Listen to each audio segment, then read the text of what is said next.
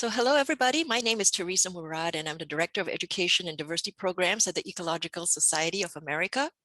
And welcome to everyone to this special event. We are talking about the climate crisis today, conflict, communication, and careers. And this is an event of EcologyPlus, which is an alliance of 17 partners, including the Meridian Institute, home of one of our speakers today. And we're all supporting more diversity in ecology and related fields across all sectors through career mentoring, skills building, networking, and awareness events such as this. And ESA is the managing partner. So we're especially welcoming students and early career professionals to be part of this project, and of course for today to take an active part in this conversation. This event is actually the brainchild of my summer interns, Iman El-Shazli and Josh Trenum, and I'm extremely proud that they will moderate this conversation today. So here's how this is going to work. It's an informal discussion, so all ideas and your experiences are welcome. And if you'd like to join the conversation, all you have to do is click on the participant and raise your hand button, and we will call upon you. Please do keep your mic muted and until we call upon you. And you're of course welcome to post comments at any time in the chat box. So again, we will be recording this event, and if you are not comfortable with having your screenshot in the recording, you can always shut off the video for yourself. So and now it is my pleasure to turn this event over to my EcologyPlus assistants and interns, Josh Trenum and Iman El-Shazli, who will introduce the topic and our speakers. Good afternoon, everybody. I'm Iman, and I'm just going to give a short introduction to the theme of this event. So, as the climate crisis becomes more and more serious and looms over us with every passing day, Americans remain resistant to decisive and comprehensive action on climate change. The most recent incident in a long line of horrific developments in the ecological disasters is the Gulf of Mexico. A vast body of water had a raging ocean fire for hours, all caused by a leaky gas pipeline, a product of the fossil fuel industry. The heat wave that has hit across the Western United States broke all-time records in multiple states with temperatures above 100 degrees Fahrenheit for days on end in some places. This event marked another climate extreme for residents of a region already suffering through a devastating drought and with memories of last year's horrific wildfire season likely still fresh on people's minds. Yet, despite this evidence, climate change remains the toughest, most intractable political issue we as a society have ever faced. Public perception of the climate change crisis is quite concerning, as Gallup, an organization who has been conducting polls for decades, asks, what do you think is the most important problem facing this country today? Jobs, the economy, and healthcare are often at the top of the list. Environment or pollution is not often mentioned. In fact, over a 30-year period, it was mentioned by anywhere from less than 1.5 to 8% of the public. In the most recent poll, only 3% chose environment or pollution. Today, we will discuss how we can communicate the urgency of climate crisis, as well as how to utilize certain skills to enter ecological and environmental fields to further change. Conversations like these are critically important, and a shift in public perception is something that can be attained via these educated discussions and willful action.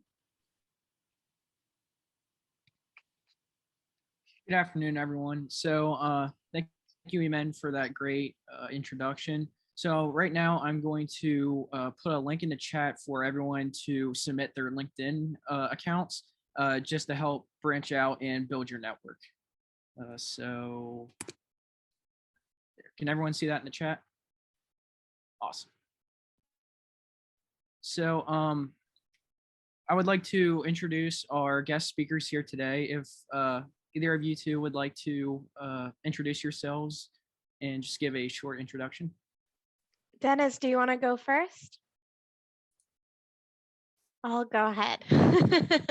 All righty. Well, thank you, ESA, for putting together this great event. My name is Marielena Octavio. I go by Lena, and I'm a mediator and program manager at Meridian Institute. Meridian Institute is a nonprofit that does collaborative problem solving around issues pertaining to sustainability. Our catchphrase is we connect people to solve problems, and it's kind of vague, but that's really what we do. We try to bring folks from different sectors and try to get them to talk to each other so that we can build resilient solutions to some of the biggest challenges that are facing us today. I like to say that I work on surf and turf because half of my job is working around ocean policy in Mexico. And so we work with state governments, federal governments, local communities, local fishermen to build state plans that are reflective of local context, but also link back to federal priorities so that it links back to funding and budget allocations and all that good stuff. And we also do some work around communication so that we can build a social constituency that can advocate for oceans and coasts in Mexico. And on the turf side, I work on very similar things, but on deforestation. So we work with a group of stakeholders across different sectors that are committed to ending deforestation by 2030. And I studied science policy at Georgetown University. I've been in DC for 9 years already. And I really got into the field by studying water. So my last few years at Georgetown, I really focused on water and water conflict, and that really opened my mind to how do we think about the climate crisis? How do we think about solutions to the climate crisis? And how do we counteract this feeling of like we're headed towards conflict to more collaborative and resilient and sustainable solutions? And very excited to be here with you all. Hello, everyone, and oops. Go ahead. I'm really glad to be part of this discussion today. My name is Dennis Kojima, Professor Emeritus at Colorado State University, Senior Research Scientist here, and also incoming President to the Ecological Society of America. So this conversation with you is really important to see how we can reach out and get discussions going about critical issues related to ecosystems. I see some familiar faces around the board, and really great to see you all. I've got involved in global environmental change and climate change right after I got my PhD. So back in 1988, joined a group called the International Geosphere Biosphere Program, which was a international coalition of researchers to really address global environmental change at a very high level. And so that was really, sort of jumping into the deep end with a number of really thoughtful and collaborative researchers. And it really impressed upon me sort of the openness and willingness of these very highly talented researchers to work together to solve a common problem around the world. Based on that work, I got more recently involved with the National Climate Assessment work here in the US, and did a series of reports for the US government on the Great Plains and the type of climate change issues. Through that effort, we had a number of stakeholder engagements, and it was there that I learned that the knowledge base of the local communities of how the environment was changing, how they manage it in a way that could be productive and actually counteract some of the climate change effects of agricultural practices was really a knowledge that we had not tapped deep enough. And so with encouragement from them and actually having them be part of the solution to some of the carbon emissions that were being seen in agriculture, we were able to work with them and provide sort of insights to these local agricultural practitioners in a way that we hadn't really engaged before. And that really did reshape my whole sort of research portfolio and working with more local managers and working with city managers here in Fort Collins, where I reside, and it was really useful to work with our mayor and city managers in a way that we can guide and provide scientific information about green infrastructure, the type of climate change projections that we were working with at the national and international level. And this actually can also, in my work in Mongolia, where I've spent almost 25 years doing research there, is also another lens into looking at a global and national problem.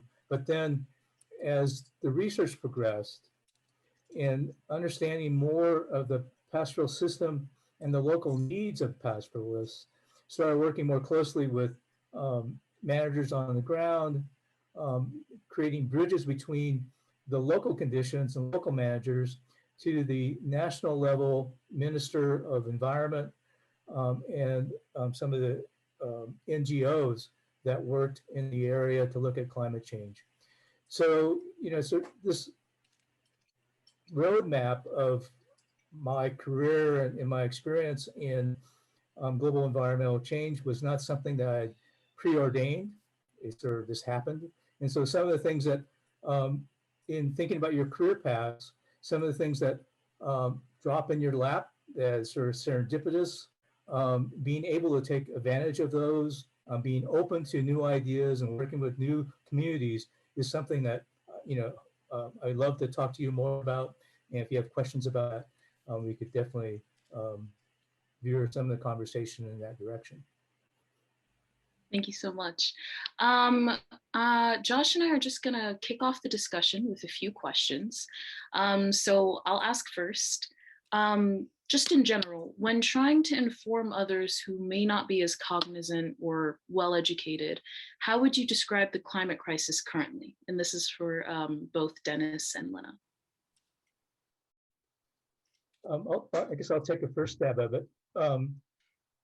In talking with people about climate change, and climate is fairly complex, but really relating to their personal experiences about what sort of weather events that have really modified their livelihoods and the type of actions that they take or impacts that they have experienced in the recent past, and really understand sort of how their livelihoods are affected by weather and climate is a good entry point. And through that, you can have a conversation that's educational and informative about things related to droughts, things related to changing fire frequencies, and in addition to looking at other extreme events like floods. And so really kind of getting a better understanding of what are weather-related and ecosystem-related interactions, intersections with their livelihoods is a great starting point, because everyone's experienced changing weather patterns that are associated with climate change. And so as we talk about, with ranchers here in Colorado and the Great Plains, these rapid onset of drought is something that a lot of people have experienced. And through that lens, we can then talk about the atmospheric conditions and climate change patterns that are contributing to these more frequent drought events. And you can do that with fire, you can do that with flooding, you can do that with storm surge. So I often start off with sort of what are the weather and climate concerns that they have, so that it guides the type of information I provide them about climate change. Yeah, and I was going to say something similar. Than actually, in talking to someone about climate change, you need to start by listening and really hearing where are they coming from, what do they care about, and try to tie it to something personal so that it can land. And I also think it's important to listen to them so that you can, in a way, mimic the language that they're using, which brings me to my second point of when you are talking to someone, you have to bring down the jargon, which is something that I personally struggle with as someone who's embedded in these issues day in and day out. I need to remind myself I can't use acronyms. I need to really not be as jargony and use more common words, and really try to, again, mimic the way that they're speaking so that they can understand it and really internalize it. And also removing the jargon so it doesn't sound condescending. So it really sounds like you're having a conversation with them.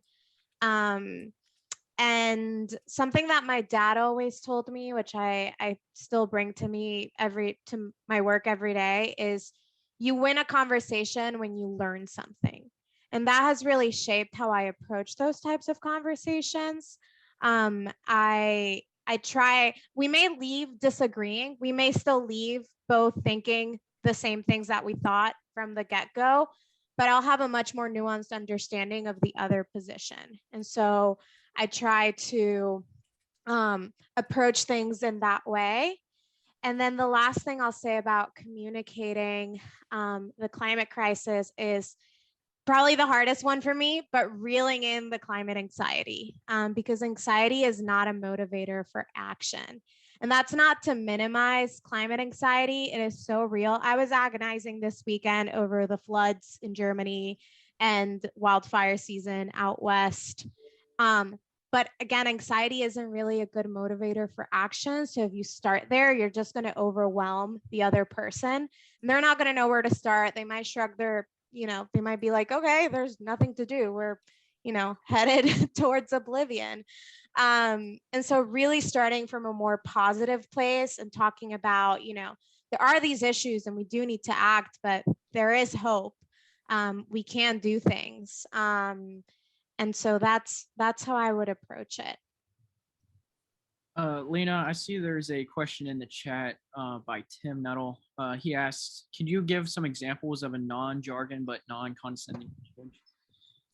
Yeah, I'm thinking about the work that we do in Mexico around oceans and coasts. So right now I'm saying oceans and coasts, but actually when we talk to them, we talk about the beach and we talk about the sea. Because when you think about ocean, you think of like the vast blue. It's not really personalized. But when you talk about the sea, it's like the sea that you go to. It's where you go with your family. And so even that small example of shifting from like oceans and coasts to just talking about the beach makes it a lot less technical, even though oceans and coasts isn't really a technical word, but that's the first one that came to mind. So for Dennis and Lena, what career options could someone explore when they're passionate about the field of ecology, but maybe their college experience or what they're involved in doesn't really relate to the science field? I'm happy to take a first crack at this one. So Teresa's gonna get mad when I say this, but I like to describe myself as a failed scientist. And what I mean by that is that I love science. I love it, but I am bad at it. Just like objectively speaking, I'm not great at science. But how I see it is if I can understand the science and translate it, then I can sort of serve that middle ground of understanding, looking at the data, understanding the data and translating it to an action.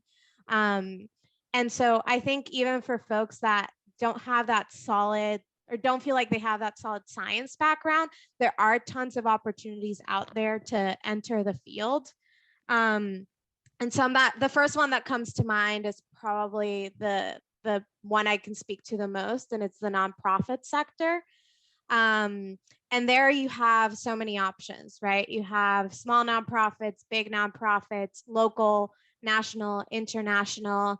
And for early career folks, I actually encourage them to look at the smaller nonprofits because a lot of them have less capacity. So you'll actually get to do more interesting work. And if they are still like, nope, I want to work for the Sierra Club or Greenpeace or TNC, like if they want to work for one of the big ENGOs, I tell them to consider their local chapters instead of like the DC office or the New York office, just because the market there is so saturated that getting your foot in the door is going to be a lot harder than if you apply to, I don't know, the Montana office. And once you work for a few years in the Montana office, making that transfer to the DC office isn't that hard. And so being strategic about how you apply, I think is good.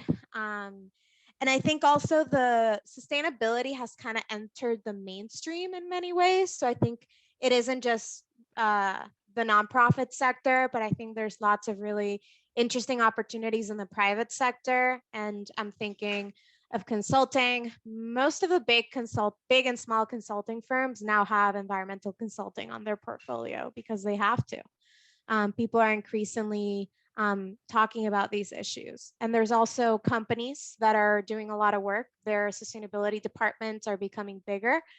And I'm talking about, big companies like Unilever that are doing some interesting stuff, but also there's some really cool startups. I saw one recently, I can't remember their name, but they do sustainable toilet paper. And they were hiring for a position, and the position description was hilarious. And I was like, I want to work there. This sounds like a fun place. So there's also a bunch of like new startups that are taking sustainability into account. That's another option. And the third and last one I'll mention is government. So obviously, when I say government, probably the first thing that comes to mind is EPA. But again, sustainability has entered the mainstream. So I think beyond EPA, if you're interested in oceans and coasts, there's NOAA. The Department of Energy is doing some interesting things around renewable solar, wind. The Department of Defense does a lot on climate change. They have a lot of budget and they have to find things to fund. And so it's not just limited to EPA. If you're interested in agriculture, USDA, forestry, there's the Forest Service. So there's lots of avenues within the government to do this work. And those would be my three, but there's also other options like academia, think tanks, but I'll wrap up there. I guess in addition to what Lena was talking about, that especially on the government side, looking at your local government bodies, because they have a lot of environmental issues that they're dealing with in the way of land management, water management, open space. And they're also, they're looking for interns. And so as you think about job opportunities, is a great area to find some experience in sort of a more local context. And it's probably, a context that you're more familiar with. And so it's something that you can contribute to more readily. With that said, though, in showing some bias as a career long-lived ecologist, that ecology is complex. And so if you haven't pursued your academic program to its fullness, that as a boundary person working between various constituents that you're working with to find solutions to, that you actually work with experts. And so part of your value then is to be able to explore the expertise in your area along these issues that you're dealing with, either at the local level or if you're doing national policy with EPA or with NOAA, that you actually sort of be aware of who the experts are on the questions that you're asking, and not be shy about soliciting input from your experts. That builds your credibility in that you don't oversell your skills if you don't have a strong science background, but it allows you to be able to be that bridge between sort of the sort of local level understanding of the issue and being able to translate sort of the academic jargon that comes out of most of the university professors like myself. And so being able to work in that boundary level, like Lena's group does, and with other NGOs, I think what she suggested about working with these nonprofits is really valuable, and there's going to be a growing need for that in the future. I would also suggest that you kind of keep an eye out on the emergent discussions around the citizen or the climate conservation corps. So I think in the coming year or so, more and more interest in trying to develop people working in the environment to work with green infrastructure is going to emerge. And you see that already in some local communities, as well as a number of different companies looking at more sustainable solutions to accommodate the impacts of climate change in their locality. Thank you, both of you. This is going to be our last question from both Josh and I before we open it up to the attendees. How can we as individuals stir conversations about the climate crisis in a way that prompts action? What I was struck by in the work I did with the National Climate Assessment is, after listening to people's concerns about their livelihoods, is they're trying to find solutions that they are able to implement in not a transformative way, but something that they already are doing. And so in way of combating the climate crisis or dealing with the climate crisis, it's really looking at what are some of the activities that they're already doing or aware of that they can incorporate into their sort of livelihood management practice. And working with ranchers and farmers and conservationists in our area, it's really finding that common ground through understanding how they manage their land resources or wildlife and water resources that enables them to maintain their livelihoods and to be successful at it, because they're often, with the knowledge they have, they're great stewards. And then what they're challenged by is, sort of the novelty of the climate system that they're being faced with. And they haven't really been exposed to this level of rapid climate change that we're seeing today. And right now, we're just going to be entering a period of increased uncertainty within our climate system, and working with them in a way that their management practices are more usable in finding ways to accommodate the climate variability that they're faced with is really important. Yeah, no, ditto to everything that Dennis has said. And I think when talking to folks and trying to encourage them to take action, I think of three things. One that I already mentioned earlier, but really listening and doubling down on what Dennis is saying, just listening to who you're talking to so that you can tie it to something that they care about. And the second thing is to tap into emotions. So people aren't moved by data and graphs and pie charts. They're moved by emotions. I'm sure a lot of you all saw maybe the video of the turtle with the straw stuck in its nose. And it felt like after that, every country, every city banned straws.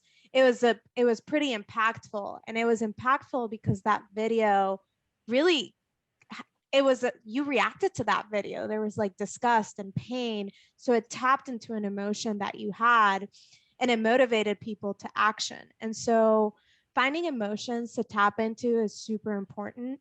I keep going back to my work in Mexico because we are doing a lot around communications there. And there we try to tap into, memories of going to the beach with family and friends, fun, nostalgia, those types of things. We try to make it, very fun. And we don't really start with the environmental messages. We sneak them in every once in a while. But really we start by people, oh yeah, I remember going to the beach with my family. That was so much fun. And so that's the second thing. And the third thing, which Dennis already touched on, is giving them something easy to do to like start off. You don't want to, tell them you got to stop, you got to go plastic free, you got to go vegan, all these things that really don't actually make a huge impact on the grand scheme of things, because we have to change whole systems, not people. But giving them something easy to do that they can latch onto, and that can be kind of their gateway into environmentalism. And one example of that we did recently for this Mexico project, we are working with a singer who every 2 weeks has live interviews on Facebook with different folks. And recently he interviewed this person who organizes beach cleanups. And we had someone reach out to us and they were like, how do I want to organize a beach cleanup in my city. How do I do this? And what we did is we connected her to someone who organizes beach cleanups for a living. And it was something easy, right? Like just go talk to this person. That was what we gave her to do. And granted, she reached out to us, so we were like already a step ahead. But after talking to this person, not only do we now have one extra person who knows how to do beach cleanups, but she can teach other people in her city. And I know they've already organized one. And so it's something easy to do that then gets them to like, okay, what's next?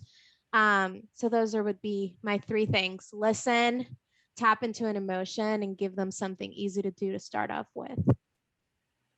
I guess the other thing I would add to all this would be build trust with the person you're talking to. And that building that trust is, part of listening, understanding their perspectives and emotions, everything that Lena was talking about. But what I'm going to say next is counter to what I said about, looking at their current management activities or livelihood activities and use that information to enable them to deal with climate change. What we're looking at now in the climate crisis is that the incremental adaptation that we have been advocating in the recent past may not be enough. That the hard discussion is to really have, once you form this trust, is to talk about what transformations they will need to do with their livelihoods. Do they need to really look at alternate livelihoods in some of these practices? And some of the people that we've talked to in Mongolia and in the Great Plains, that may be a needed option. When we're looking at water stress and water availability in the West, it's going to change economic conditions and livelihoods in a very dramatic way. When you're looking at living in the mountains and the forest fires raging, earlier and longer, then what is the decision you make of where you live and how you live? And so you can't enter in, from an academic perspective or for a federal government or any, sort of government position, say, you got to do this. You're just going to get shot. And so you're going to have to build trust and enter in this to a way to saying, okay, we've tried these things. They don't seem to be adequate to deal with the climate crisis. What's next? And really start having those conversations. So it's not an easy conversation, and by any means, I don't want to be able to paint a rosy picture around talking about climate change. I mean, there's ways of doing it effectively, but then you can also jump the gun and really feel the wrong end of the gun. Well, thank you both for your thoughtful answers. I think that really gave some insight for the audience here. So now we're going to open up for comments. So we especially encourage students to raise questions and anyone else in the audience. So you can raise your hand, or if it's quiet for too long, just unmute yourself and go ahead and ask. Tim, I'm seeing your question in the chat, which I'm happy to tackle. I think, and this may not be a popular opinion, but I think giving people small things that don't necessarily help in a measurable way can help them enter the space of environmentalism. Like it gives them like an entry point. And I think there's this phrase in Spanish that we use a lot. It's granito de arena, and it's grain of sand. You just have to put your grain of sand. You don't have to fill the entire beach, because one single person can't do this. Tackling the climate crisis is collective work. It's intergenerational work. It's something that's gonna really require all of us to do some lifting. So I think it's not terrible to give folks the impression that their small actions don't add up to something bigger. But I think to tackle your question, how do you balance the something easy to do with that common criticism, is follow up. After they do the easy thing, like what's next? What else can they do? What other things can you teach them? In my experience in personal conversations with like family and friends, I think I tend to overwhelm them. Like I'm just like, let me give you all the data and all the things that you can do.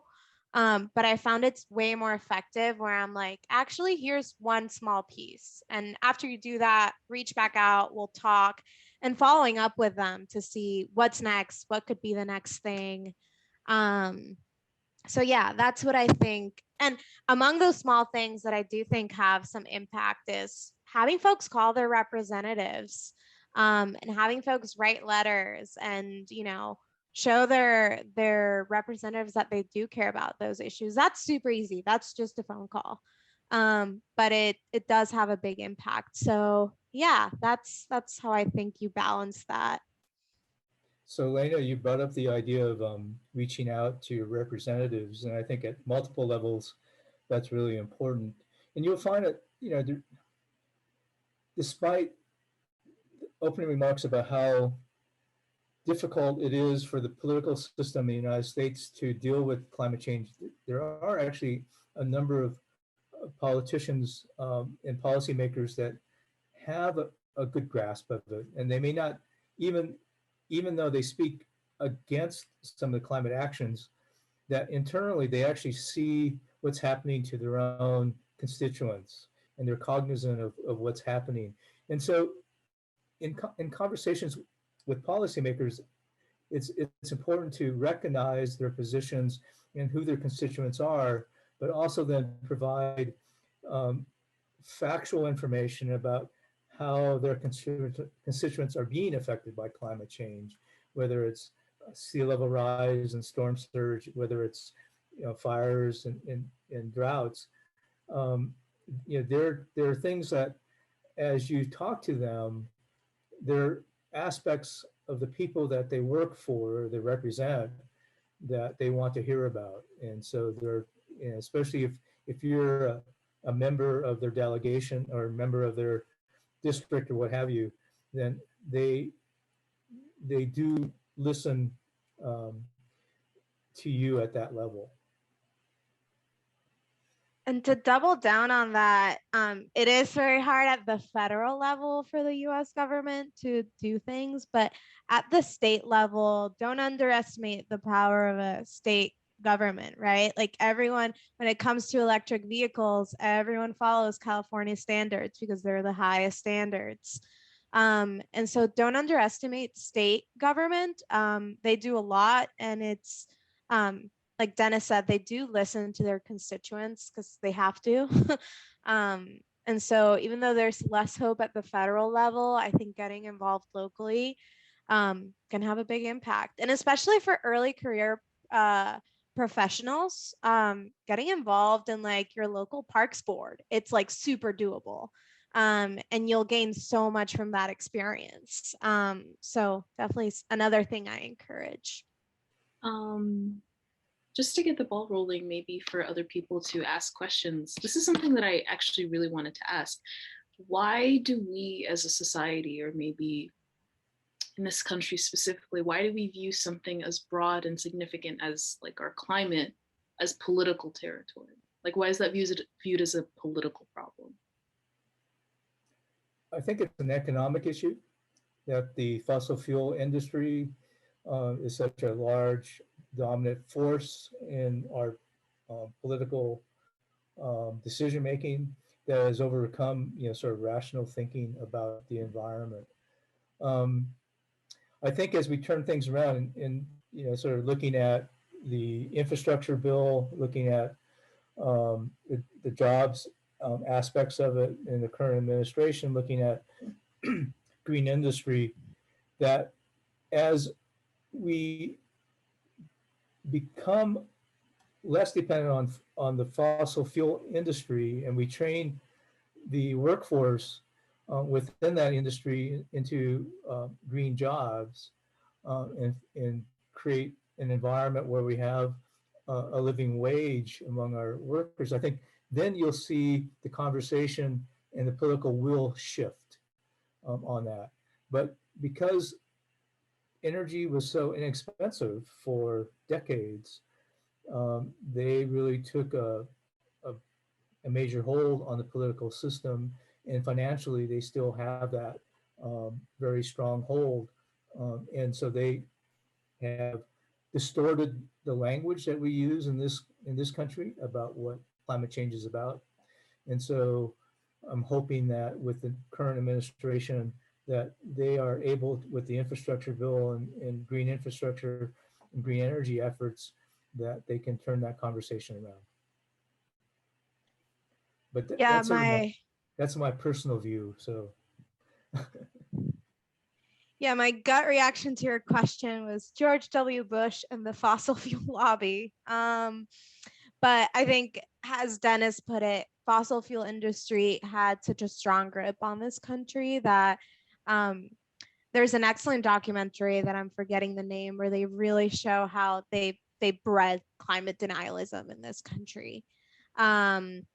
I do see glimmers of hope, and the climate crisis is a global crisis. And fortunately, there's only 2 countries that have climate denialists and governments, and those are Australia and the US. Unfortunately, the US is one of the biggest emitters. So hopefully that does change in the right direction. I do think some words have been politicized, like climate change, global warming. And so moving away from those words when you're engaging certain people, I think is valuable. In Florida, if you talk about climate change, no one's going to hear you.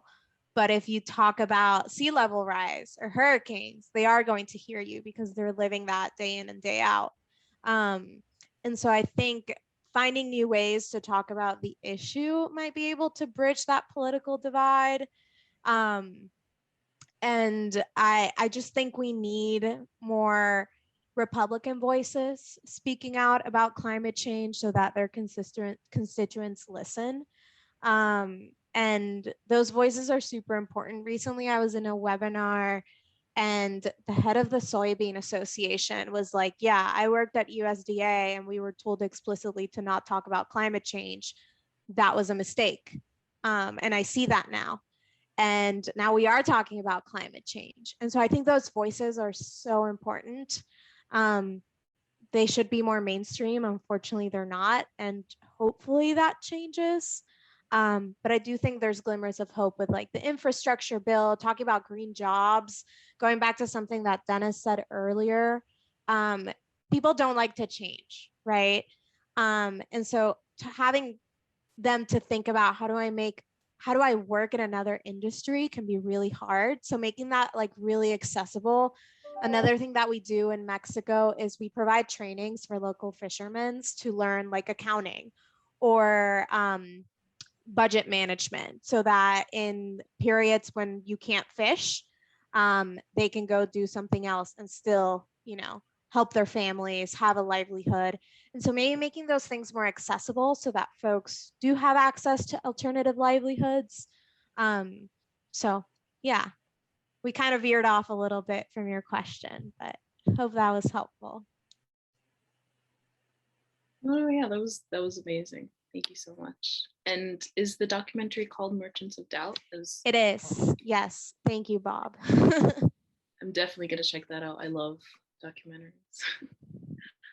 I have a question about the involvement or our trying to involve the citizen science type groups. I've gotten involved in Master Naturalist, which is a group that I guess works with state parks in different states to promote education and other things. And in doing that, I found a lot of people in that group are really interested in these issues. And I wondered if you had some experience with that and helping to mobilize, I guess, through them, or helping them to be, I don't know, better educated or better ideas or more ideas to work through that avenue. I guess in a similar situation, Anne, I've worked with our state or university extension agents, and they were coming to this from hearing from their own, sort of county level um, folks that were being impacted by climate change because of, lack of forage, their vegetables aren't growing, what have you. And so they organized a series of climate workshops where we worked with informing and providing information to our state extension agents in these different sectors. And that seemed very, very helpful. I think, sort of along the lines that you're saying, that um, reaching out to groups like 4-H and other organizations that have a strong connection to the environment and ecosystems around them would be useful. And I think you've hit a good target with the national parks, the Naturalist Masters program. That's just making me think of something else too. So I primarily am teaching or will be teaching undergraduate students. So it seems like that might be another connector if we pull this kind of concern to the students as an application they could do. That as a student, they could take this to their local communities or some of these groups maybe as well, providing them some maybe experience with leadership, but also interacting with these levels so that we kind of, it's not just me, but it's going to become a larger and larger group that would be interacting. I don't know what you guys think about that, or if you've done that kind of thing. I have not done that kind of thing, but I have had students that I think they could do this. So suggestions, please. We at Colorado State University, some of my faculty colleagues have partnered with the city managers and got little mini projects, sustainability projects, adaptation projects, and so they pieced out a small issue problem, and then as a term project, they had small teams of undergraduates work on them. It was really helpful to get the undergraduate students involved with real world problems, and the city managers and what have you were very thankful for having additional help. And so if you're willing to put some time into that was something that was really helpful both for the students and for the city managers that we work with. Great, thank you. Yeah, and I haven't personally done some of that work, but I've seen some organizations in DC do some really exceptional outreach and sort of engaging folks in citizen science. The two main ones that come to mind are the Anacostia Watershed Society. So there's a bag fee in DC if you get a plastic bag. And a lot of people don't know this, but that bag fee goes to funding free tours on the Anacostia that are done by the Anacostia Watershed Society. And first of all, it's a beautiful tour. You cannot believe you have such beauty in Washington, DC. And they do a lot of really good work at explaining to folks what are some of the issues they're facing, some of the progress they've made. There were otters in the Anacostia this year. And also they have a ton of citizen science programs. Obviously, I love this kind of stuff. So they had an app where you could record what animals you were seeing, what amphibians you were seeing. And so every time I go on a hike, I pull it out. My partner hates me because I stop every 5 minutes to take a picture of the amphibian. And it tells you what, if it recognizes it immediately, what type it is. And it's kind of like collecting Pokemon. So you get to see which ones you have, which ones your friends have. So that was a fun way to engage folks. And the other organization that I've seen do this with success to a certain degree is the Rock Creek Conservancy. They go door to door and just talk to people. And they talk to people in their language. And so we have a lot of Central American immigrants in Northwest DC. So they go there and they talk to them in Spanish. They have materials in Spanish. And they've done some really good work in getting them involved around the lung of DC, which is Rock Creek Park. Right, that's some really good ideas I think I can bring into my position. So I'm just starting at this university in the fall, so I'm looking for ways to connect locally, and I haven't been in Virginia in a long time, so I got a lot of stuff to learn. So I have a question for Dennis and Lena. I'm sure at some point in your career you've interacted with someone who dismisses the concerns with climate change. Like you said, Lena, earlier, there is a lot of denialists. So how have you tried to get your point across more with that, like in a job setting? I go back to what my dad would say: if you win a conversation when you learn something. So I try to shift away from, let me try to convince this person that I'm right, to, which is immediately where I jump into because I'm passionate about these issues and I get worked up. And so I need to remind myself, like, don't go to that place because it's not constructive. Try to go to the place of listening. And that doesn't always work. You know, you listen, you open yourself to the other person, and you're still getting nowhere. But again, you at least leave with a more nuanced understanding of where the other side is coming from, which is valuable as you take things forward to another person. So I think reminding yourself that the end goal isn't necessarily to convince this person, can get you away from like that debate, like contacts that can sometimes get heated. And just knowing that you're not going to succeed every time. And so sometimes you'll have your climate denialists, and that's it. But for some, there's some entry points, right? Like farmers care about climate change because they're living it. They may not call it climate change, but they'll care about it. And so finding other ways to talk to them about it, listening to what they care about, see if you can connect it that way, but trying to shift away from like, I'm trying to win this argument kind of context. And I'm seeing this question in the chat, so I'll just tackle it really quickly on what can schools do better to prepare students for careers. I think talking to them about the field, connecting to them with practitioners. I think that's something that I valued so much from my professors in Georgetown. I had some professors that were full academics, and I had some professors that were professors and practitioners. And they connected me to folks who were doing this work in real time, so I could take what I was learning in the abstract and see what it would look like in concrete terms. And so I think connecting folks to people and setting up informational interviews with students is great. And teaching them how to do science communication. So it's not about communicating the science perfectly and knowing all the data points at the back of your mind, but teaching them that it's not just about the data, but it's about being an effective communicator for first and foremost.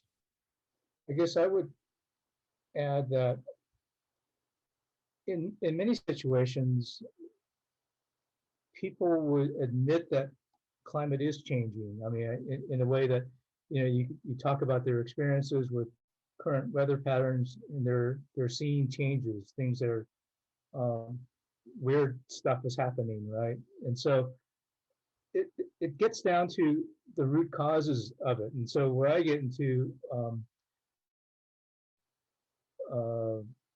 heated discussions is that, you know, where's attribution? Is it human caused or is it natural?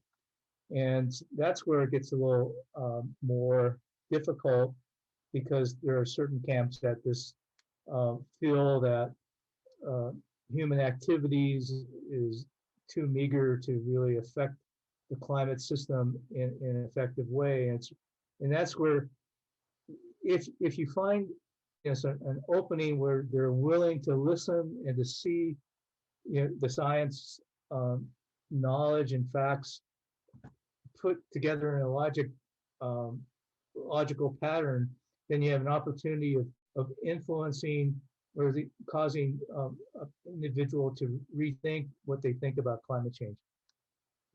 Although there are a group of individuals that are just not willing to go into that space at all. And then that's where you may just want to wave your hands and say, well, you know, where you are now, you are experiencing climate change. And we don't really care why it's happening, but how are you going to deal with it? And finding out, have a conversation about, how do you respond to the type of changes? What can you do about it? And at least you can find a constructive space in talking about those type of responses, and veer away from the, whether it's human caused or not. And you can still have a productive conversation with that way. There's a smaller fraction of people who don't even want to talk about that. And you just, in a sense, when you're working in these contentious areas, you need to sometimes figure out your exit strategy and just kind of figure out how far can you go with an individual or a group of individuals, and how far can you take them, and when to turn away and say, thank you for your time. It was a great conversation. Leave on a positive note and sort of stay out of harm's way. Well, thank you so much. We're gonna start wrapping it up right now. If both of you, well, firstly, I want to thank both of you for coming and taking your time to, have this amazing discussion with everybody. And I also want to thank our attendees. Thank you so much for being here and asking your questions and learning and hopefully taking a lot from this. So I guess I'll just ask Dennis and Lena to maybe share final thoughts, and we can wrap it up. Well, I think stay the course and don't get too frustrated. I think the climate crisis is going to be with us for a while, and people will get more and more engaged and educated about it. And, just one final note, a good friend of mine, Judith, is online. I want to say hello to Judith. So thank you all. Ditto. Thank you all for having us. This was a great time. And my last departing thought is really sometimes we like to think about the climate crisis as something that will breed conflict, like the next world war will be fought over water. The climate crisis is going to breed so much innovation and collaboration. And it's a really fertile space to do so much interesting, cool work. And all of you are involved in that. So keep at it. Don't get frustrated. Don't get burnt out because we're going to need folks for a long time engaged. And thank you all. Yes, and thank you all so much. And I want to also appreciate my interns who have moderated this whole conversation and actually organized this whole event, Iman and Josh. So just wanted to also announce that there's another opportunity coming up next week. Dennis had mentioned Judith. So she's one of the, actually she's, I think, a founder of the traditional ecological knowledge section. And that section is now hosting a series of these web events for people who want to know more about indigenous work. And they definitely have a lot to say about climate change. So, you might want to be part of that conversation as well. So thank you all again for attending, and be sure to stay connected. You all have each other's LinkedIn profiles, and you can, keep track of that Google sheet so that you can actually take the next step to connect with one another. So thank you all again. I really hope that you all have a great rest of the summer. Bye-bye.